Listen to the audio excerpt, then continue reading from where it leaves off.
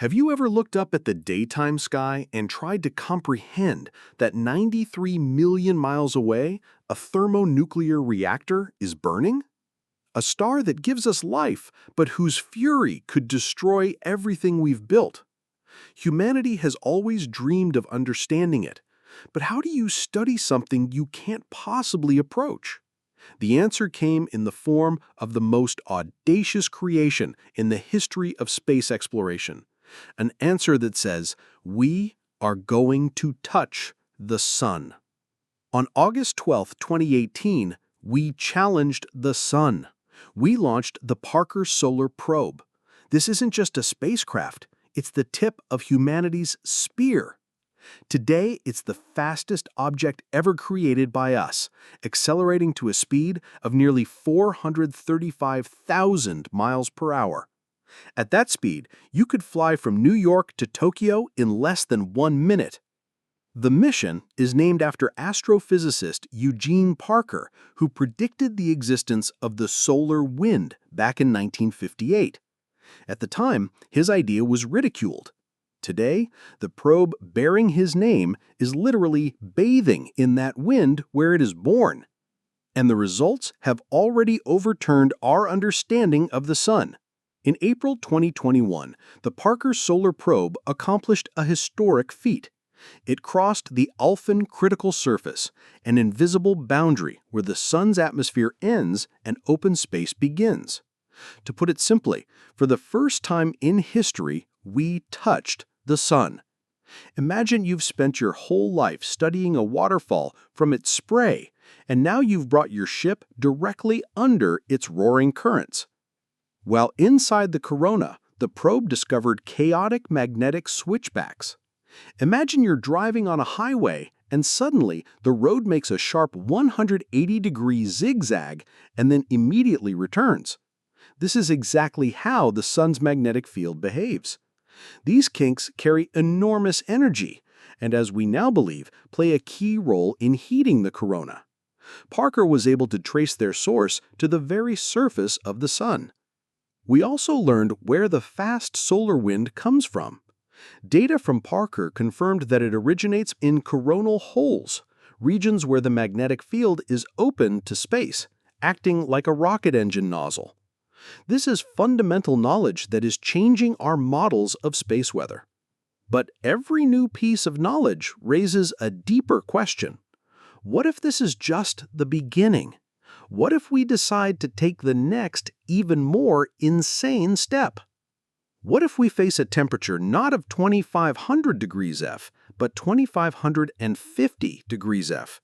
Near the sun, those 50 degrees are a chasm.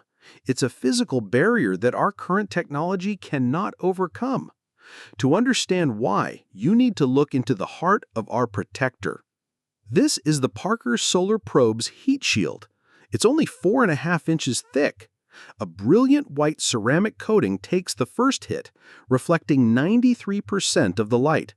The remaining energy is absorbed by a layer of carbon-carbon composite, like in the brakes of Formula One cars. And the heart of the shield is carbon foam. Imagine a sponge that is 97% vacuum. It's one of the best insulators. Thanks to it, when the outside of the shield is enduring infernal temperatures hotter than lava, on its inner side, just 4.5 inches away, the temperature is a comfortable 85 degrees F. It's like standing a few feet from a blast furnace and feeling a pleasant coolness. But at 2,550 degrees F, this brilliant system reaches its limit. The shield would begin to evaporate. The mission would be over. So how do we overcome this barrier?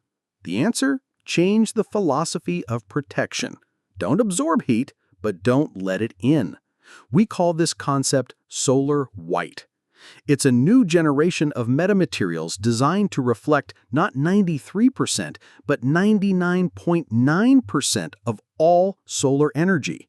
This near-perfect reflection would allow us to dive into the regions of the corona that are off-limits to us. And why do we need this? For one of the greatest mysteries of our star. This is the coronal heating paradox. The temperature of the Sun's visible surface is about 10,000 degrees F, but its atmosphere, the corona, which is above it, is heated to millions of degrees. How is this possible? It's like walking away from a campfire and feeling not coolness, but a scorching heat. The answer lies in an incredibly thin layer, the transition zone. It's only about 60 miles thick, but it's in this layer that the temperature skyrockets by millions of degrees. What processes happen there? We won't know until we take samples. We need to be there. And this isn't just academic curiosity. It is in this cauldron that solar flares and coronal mass ejections are born, threatening our satellites and power grids.